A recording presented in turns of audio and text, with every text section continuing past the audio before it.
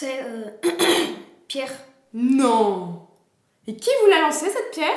Mais personne m'a lancé de pierre. Vous vous êtes mis un coup avec une pierre comme ça pour vous amuser. Hein? Mais pas du tout. Pierre et Serge ont eu un petit différend durant la récréation et ils en sont venus aux mains. Ah! Et est-ce que je peux savoir pourquoi vous vous battez en récréation? Vous n'avez rien de mieux à faire?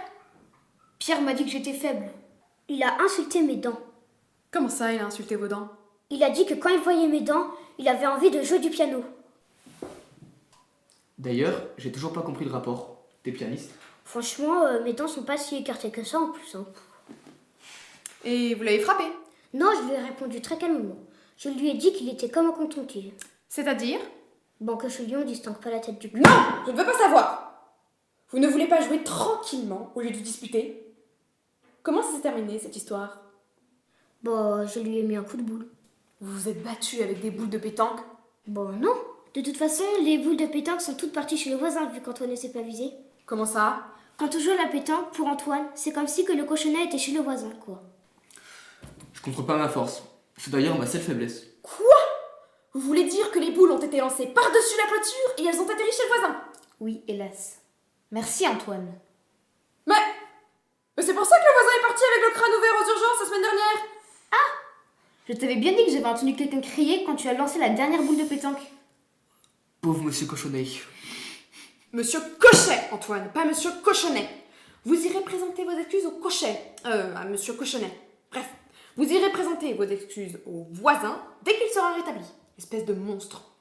Faut dire qu'avec son crâne lisse comme une poule et un nom comme ça allait forcément lui tomber sur la tête un truc pareil. Bon, pour revenir à la dispute de ces deux chénapans, on en était où?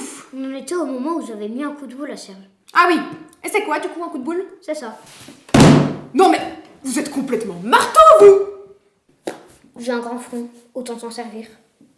Mais ça fait pas mal de taper avec la tête? Non, faut taper avec le front. Vas-y, essaye. Ok.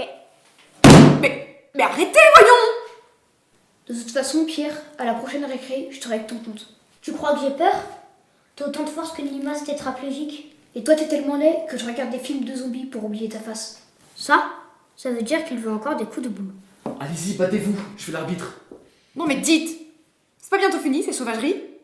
De 1, on est en cours, donc je vous prierai d'observer un minimum de calme et de silence. Et de 2, je vous signale qu'on ne résout rien du tout par la violence et les insultes. Qu'est-ce que vous faites, Antoine? Mais vous allez arrêter tous de vous fracasser le crâne contre vos bureaux? On n'est plus au Moyen-Âge, quoi, zut! À propos du Moyen-Âge, savez-vous que la justice à cette époque, enfin pas au haut Moyen-Âge, mais après avec l'arrivée du droit canonique, était une justice bien moins violente et sévère que l'image qui en est donnée aujourd'hui? Pour certains points, elle était même plus laxiste que la justice actuelle. Je suis parfaitement d'accord avec vous, mademoiselle. À la fin du cours, vous balayerez la classe et vous copierez 100 fois pour demain. Si j'étais au Moyen-Âge, jamais la maîtresse ne m'aurait donné une punition aussi injuste. L'Inquisition me manque. Bon, nous allons pouvoir commencer le cours. Et inutile de réveiller Antoine, comme ça nous aurons la paix au moins une fois dans l'année.